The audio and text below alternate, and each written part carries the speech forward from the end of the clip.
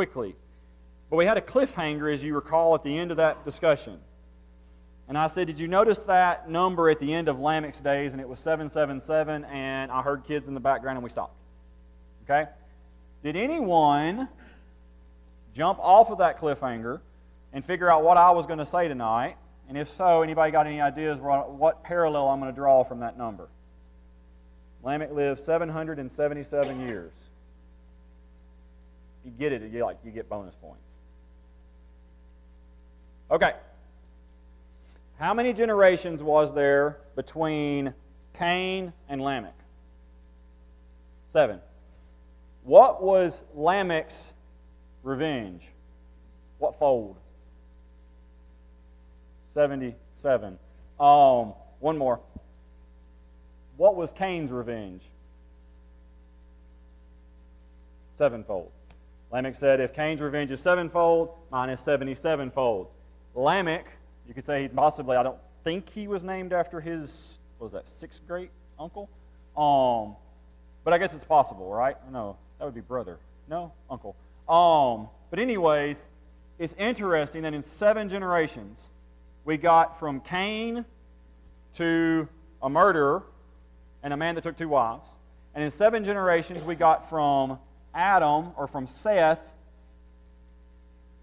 to Noah.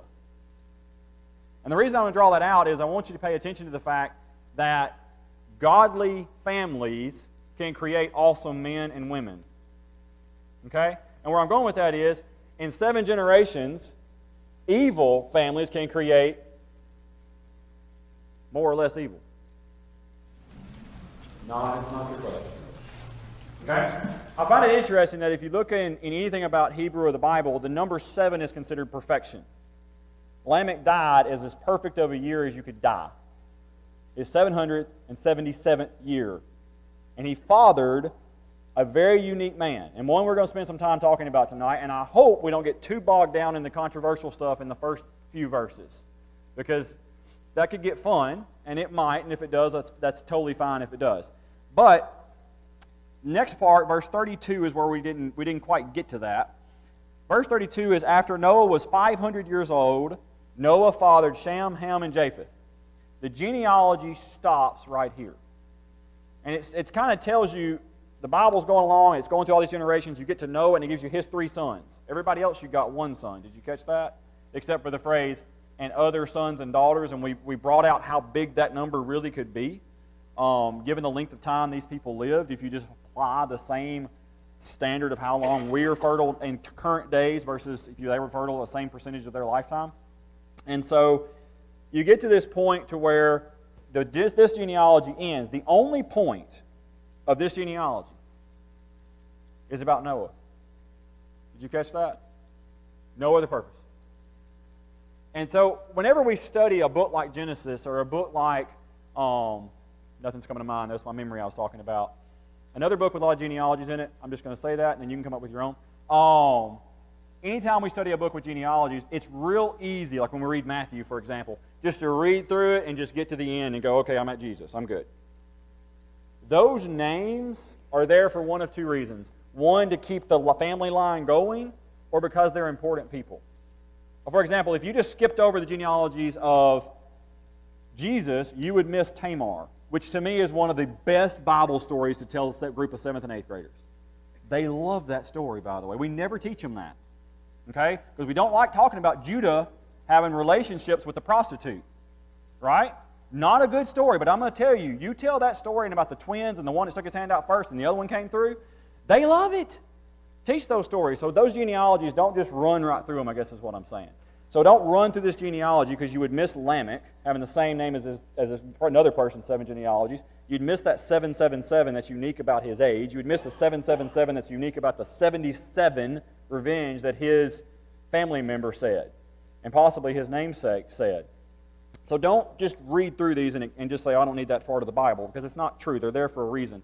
The other reason that's important is because you can actually, there have been multiple people use these genealogies to estimate age of earth. Now, that's important because we in general, when I say in general, do not ascribe to the same theory of the age of the earth that, say, an evolutionist does. Okay? So that's important to know that God may have given us those details for a counter-argument. Now, that doesn't mean you have to be able to take a pen to paper and actually work it out yourself. Okay? Because that stuff's already done for you. We'll talk about that later when we get into later on in genealogies. But just be aware those are there for a reason. When we get into chapter 6, remember we have just finished the genealogies. We get to Noah and Noah's 3 sons. Everything in chapter 6 is in context of Noah. Now, there was one unique thing about Noah, and I'm going to go back to it so for clarity purposes of chapter 6, verse 28 and verse 5. Chapter 5, verse 28. 29. It says, "And he called his name Noah, saying, out of the ground." Now remember, the ground had been cursed because of both what Adam and Eve had done and because of what Cain had done. "Out of the ground that the Lord has cursed, this one shall bring us relief from our work and from the painful toil of our hands." That's a pretty significant prophecy about his son, is it not? Now, what does the word Noah mean? And here's a hint. It's not all that. Okay? He named him Noah and then gave a sentence about what his son was going to do. But what does the word Noah mean? Anybody know off the top of their head? I had no clue. Yes, rest and or comfort.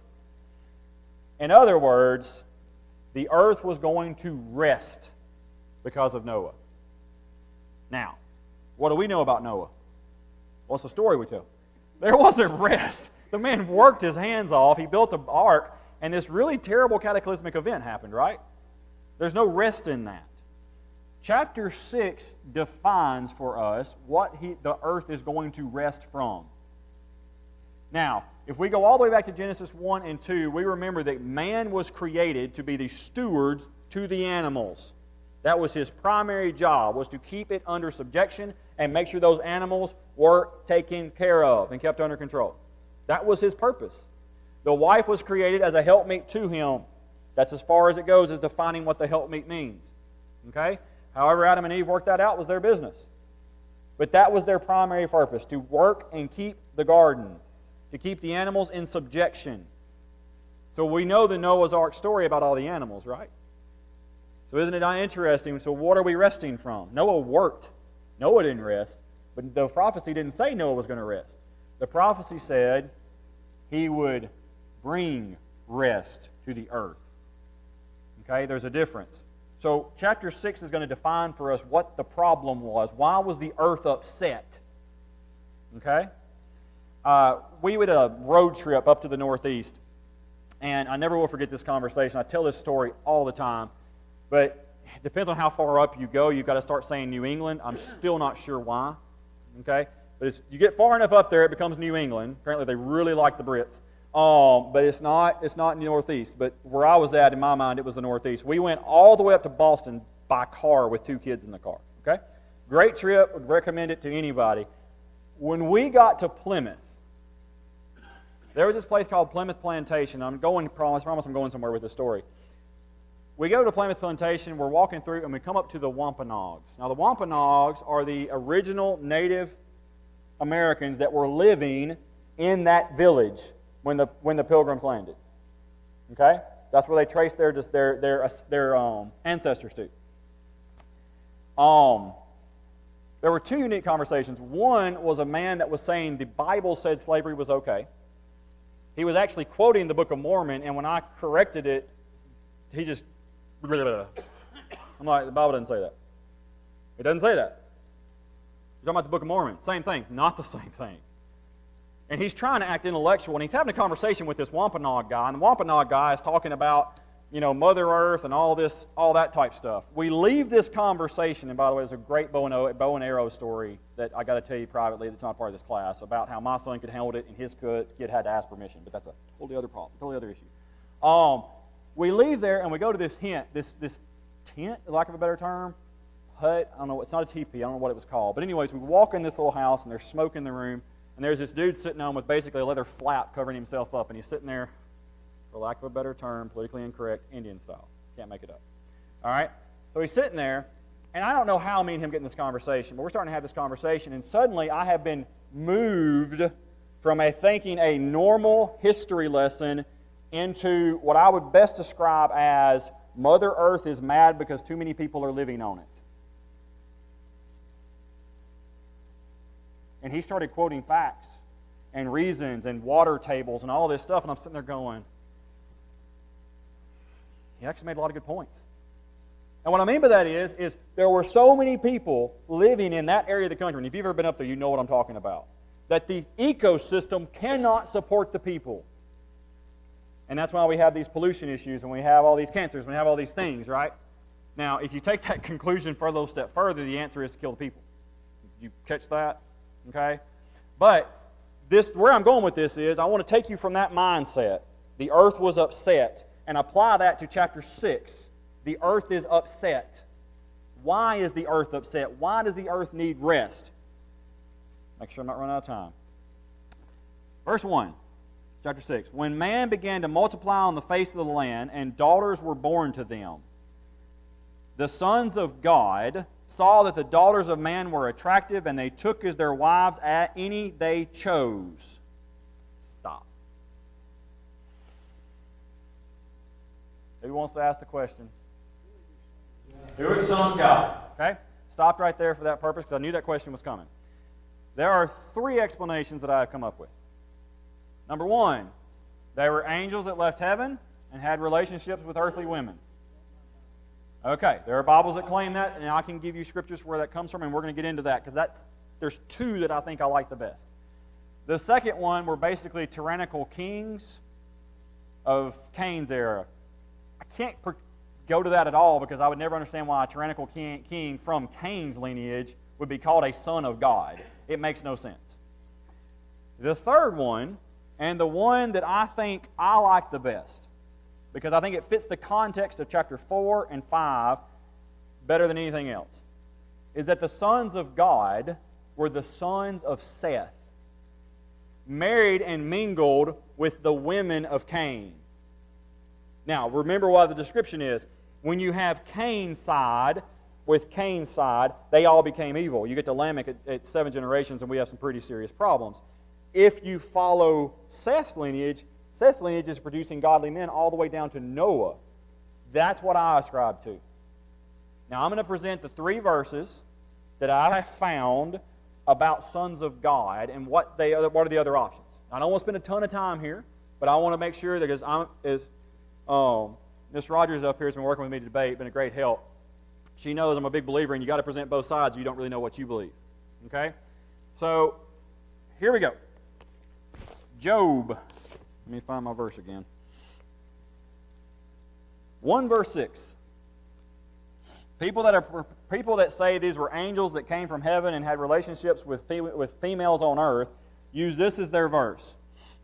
Now there was a day when the sons of God came to present themselves before the Lord, and Satan also came among them. Y'all ever heard that verse? They're saying those sons of God that came into this presence with God and then Satan showed up were the same sons of God that came down in chapter 6. Now, sounds pretty good, right? Okay, maybe I just changed my mind. But I want you to flip over to Mark 12, verse 25. And this is why I don't think this is it, and this is just Jonathan's opinion. And I'm going to leave it at that because I don't want to get in an argument about it at all. But it's Jonathan's opinion.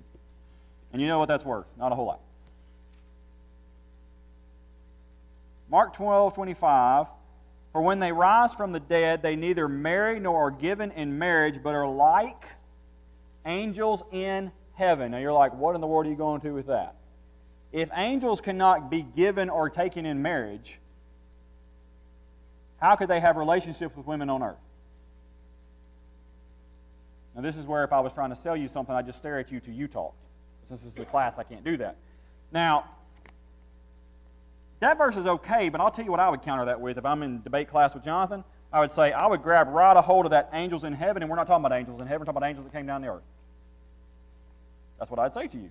If I was a believer that these were angels coming from heaven. I'd be like, yeah, that only applies in heaven. These angels aren't in heaven. But there's another spot we can go to. 2 Peter 2. Let me find my verse again. I believe it's, yes, verse 4. 2 Peter 2, verse 4.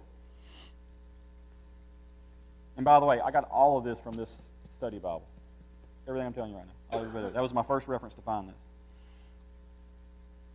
For if God did not spare angels when they sinned, but cast them into hell, and committed them to chains of gloomy darkness to be kept until the judgment, if he did not spare the ancient world, but preserved Noah, a herald of righteousness, with 7 others, when he brought a flood upon the world of the ungodly, if by turning the cities, and it keeps going and going and going. We're going to focus in real quick. What happens to an angel when they sin? Cast in the hell. When? Immediately is all the only thing you can draw from that. When they sin, they're cast into hell. Do what? Satan roaming the earth. I don't know about Satan. I didn't prepare for that. Thank you. See, that's what I mean. I didn't have that third hour to study. Let's just stick on the sons of God.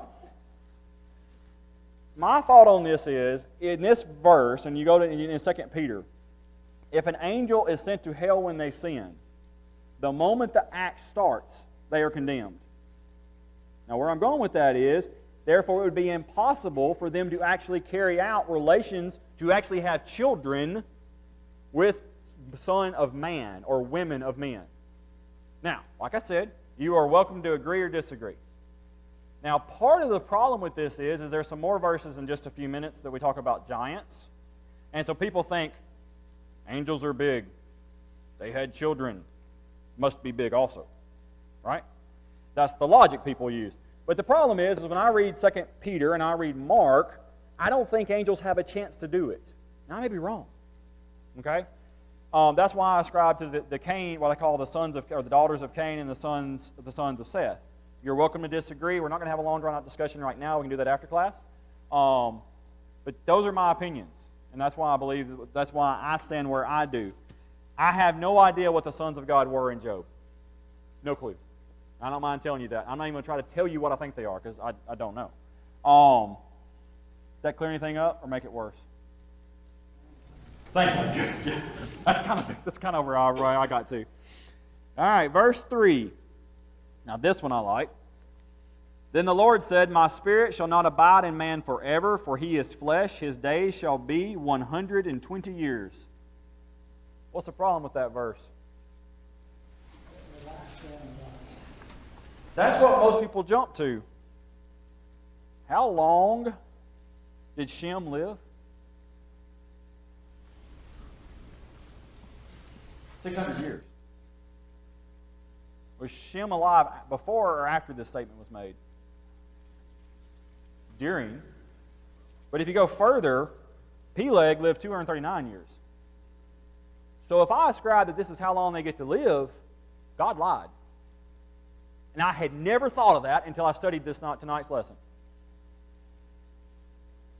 Now, what does that mean then? If it doesn't mean that, in my mind it can't, because then God got it wrong. Bingo. Today's the day. The flood is coming 120 years from today. In other words, what was that movie? Oh yeah, not Cinderella. This is what happens when you get 115. You don't get an out. It's the witch and the golden thing. There's the good witch and the bad witch and the girl and Wizard of Oz. Yes, thank you. All right, so that's what I'm talking about. Memory goes. Like I know what I'm saying, but it won't come to my tongue. Thank you. The Wizard of Oz. Yeah, that's it. Everybody that loves that movie just went, oh my goodness. You know when the witch gets Dorothy and now I can remember it, and she puts her in the room and she turns the thing over, and she's like, when this runs out, you're gone. I honestly think that's kind of what God did here. Not with the witch and the weird pointy nose, but the timer got turned over. And he said, I'm done. 120 years from today, I'm done with all of them. Does that make sense? Because when I studied it and I realized that, I was like, that makes a lot more sense than the way I've always read this. Because then also, if you think about it, what does another verse say about how long our life is supposed to be? 80 and 10. Are we getting shorter and shorter and shorter? Are we contradicting ourselves? If this is a date from when the flood's going to happen, it fits. In my mind, it fits nicely. And I'm a big puzzle piece guy, so I like things to fit nicely. Like I said, we're going to get bogged down in these first few verses. The next one doesn't get any better. Verse 4.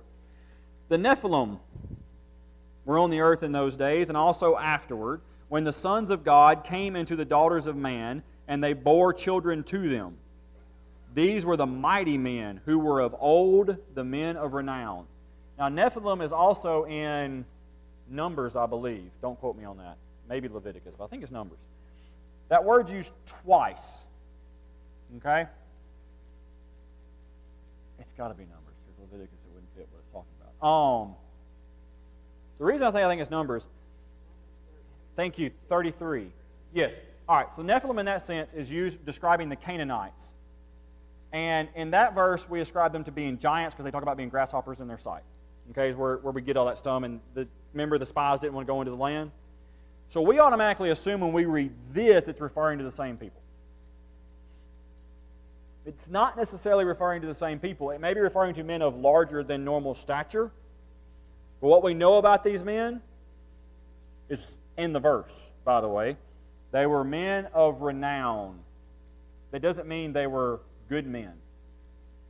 And yes, the word means fallen, literally, and is what it means in Hebrew.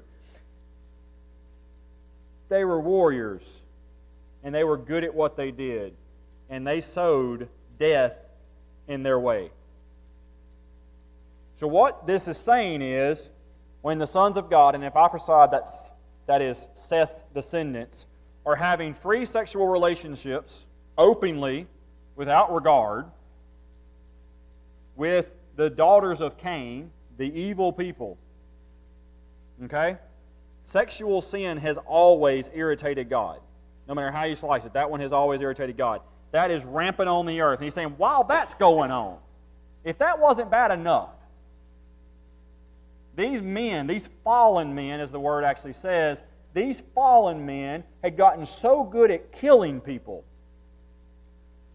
that violence reigned on the earth. So let's keep reading in verse 5. The Lord saw that the wickedness of man was great in the earth, and that every intention of the thoughts of his heart was on evil continually, and the Lord was sorry or repented, depending on which version you read, that he had made or grieved in his heart. None of those things are good, by the way. That he had made man on the earth, and it grieved him to his heart. Verse 7. So the Lord said, I will blot out man whom I have created from the face of the land, man and animals, and creeping things, and birds of the heavens, for I am sorry I have made them. Is God happy right now? Two things reign the earth at this time. Three, technically, but it's all evil. Sexual sin and bloodshed ruled the earth. God hates what? Both of those things, right? Hands that shed innocent blood and abominable sexual relationships. And it said that the earth, the men on the earth at that time, their thoughts were on those two things continually. They woke up in the morning and they were either thinking, who am I going to get with today? Or who am I going to kill today? Or maybe I'll get with them in the morning, kill someone at lunch, and get with somebody else at night. Now, our world is not good in a lot of ways, right? But I'm guessing there's somewhere between 75 and 100 people here tonight that aren't living their lives that way. How many did God find on the earth when he said he got to the point, I'm done with them? 8. So before we get so down and so upset about how terrible this world is, God's patience is incredible when you think about it. Because he's sitting here, he's mad, he's grieved in his heart, but verse 8 says, but Noah found favor in the eyes of the Lord. Now let's check out our Old Testament Bible scholars. How many men in the Old Testament was that phrase uttered about in the Bible? Found favor in the sight of God. How many? Anybody venture to take a guess? 2. I don't know who said that, but it's right. Who were the 2? Besides, or one is Noah. Who was the other one? It was actually Moses. Enoch walked and he was with God and was taken. Obviously, you could concur that he found favor in God's sight. I think that's implied. But the Bible uses that phrase, he found favor in God's sight of only two people, and that is Moses and that is Noah. You notice that Abraham didn't make that list? And he's a pretty important guy, right? So it's interesting when you figure out the hall of fame that Noah is in. He is an elite special company here whenever that phrase is uttered about him. It goes on to say in verse 9, these are the generations of Noah. Noah was a righteous man, blameless in his generation. Some people have said this means he was perfect or almost sinless.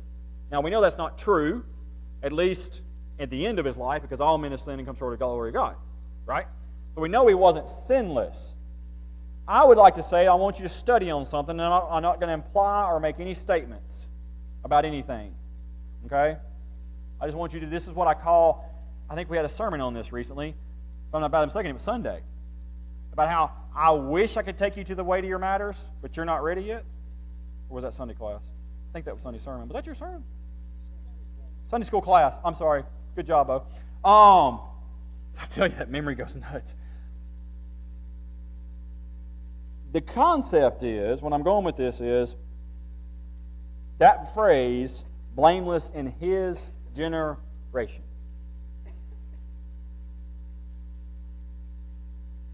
I don't know how good of a man Noah was. He was obviously good. I'm not willing to say he was sinless. But I want you to study on what that phrase, blameless in his generation, could possibly mean. It's got 3 or 4 different ideas that came in the top of my head. I'm not going to discuss any of them because all of them will get instantly controversial. Integrity is another way of putting it. I want you to study that, though. Okay? I want you to think about what that means. Okay? In the world he was living in, compared to them, he was blameless. What exactly that means and what that actually implies to the kids that are growing in the world we live in right now, I have no idea. Just want to throw it out there, food for thought. That's the weightier matters of discussions. I'll let you have those with your own self inside your own closed rooms. Okay? But anyways, just throw it out there for your fun. Keep going. I've got 3 minutes. All right, here we go. Noah walked with God, verse 10, and Noah had 3 sons, Shem, Ham, and Japheth.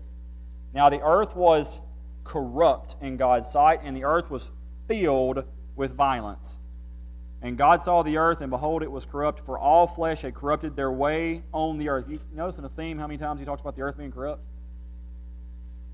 And God said to Noah, I had determined to make an end of all flesh, for the earth is filled with violence through them. Behold, I will destroy them with the earth. We're going to pick up in verse 14 next week, Lord willing, assuming I'm here. What was the earth tired of? Remember I said there's a reason it's in verse 5. Noah's going to bring us rest. The earth is tired. Creation is tired and needs rest. What is Noah bringing rest to the earth for?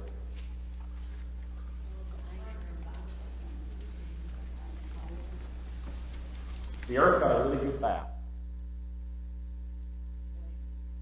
It got cleansed in a lot of ways. All the animals had to perish except for a very select few of each species. All man got wiped away from the face of the earth. The earth got rest. Not Noah. The earth got rest from evil. It was a short time period before evil got back on the earth again, right? But the earth needed rest. I cannot imagine living in an earth that literally creation needed to take a deep breath. It had gotten that bad. Now think about this, and I'll leave you with this. If man can turn a blade on a man or bludgeon him to death without thinking about it, and in fact, his mind's only on that, what was he doing to animals? Thank you so much. I hope I didn't blow your mind too much or create too much controversy in your mind. That's a lot of subjects to cover in just like 4 verses. Thank you all so much for your attention. You all have a great week.